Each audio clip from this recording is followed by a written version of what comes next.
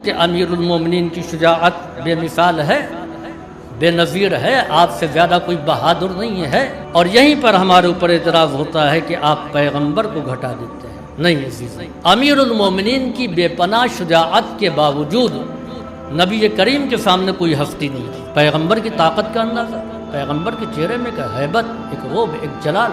پیغمبر اسلام ہر جنگ میں تھے۔ آج کیا ہوتا ہے، کمانڈر کنٹرول روم میں بیٹھتا، سپاہی لڑتے ہیں۔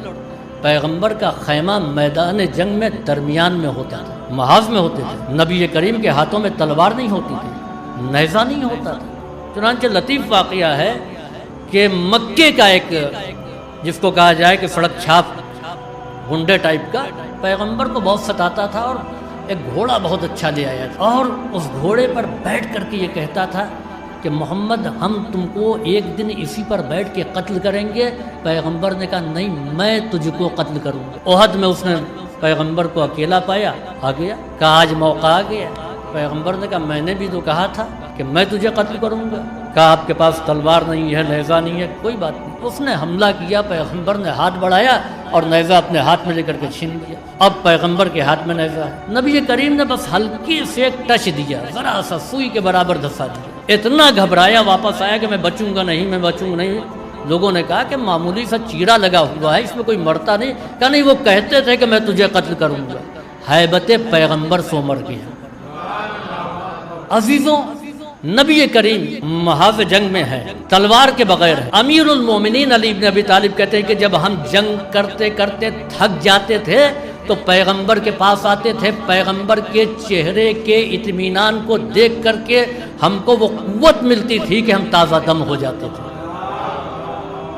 یہ کمال تھا۔ فرق آپ پہچانا کہ دونوں میدان جنگ میں ہے، امیر المومنین بھی ہے، مولا کائنات ہیں، اور رسول اسلام بھی۔ دونوں کی شجاعت میں فرق یہ ہے کہ مولا کائنات میدان جنگ میں ہے مگر اسلحے کے ساتھ، پیغمبر دشمنوں کے درمیان ہے مگر بغیر ہتھیار کے، تلوار کے ساتھ جو میدان جنگ میں نظر آئے اس کو علی کہتے ہیں، بغیر تلوار کے جو میدان میں ثابت قدم رہے اس کو نبی کہتے ہیں۔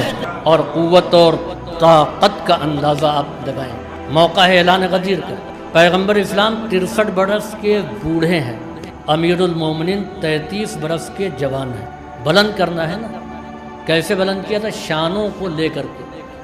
کسی کو آپ یوں کر کے گودی اٹھا لیجئے تو اس میں کم قوت لگتی ہے، لیکن کسی بچے کو ہی آپ یوں پکڑ کر کے یوں اٹھا لیجئے، اپنے قد سے بلند کر دیجئے اور دیر تک اٹھائے رکھیے، تو یہ ہر ایک کے بس کی بات نہیں ہے۔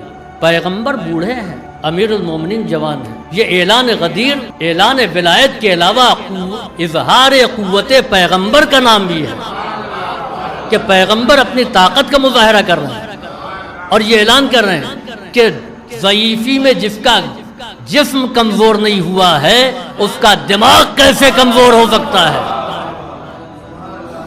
یا میں لفظ بدل دوں کہ جو باب خیبر کو اٹھا لے اس کو علی کہتے ہیں، اور جو علی کو آسانی سے اٹھا لے اس کو نبی کہتے ہیں۔ تو شجاعت پیغمبر اشجع ترین ہے۔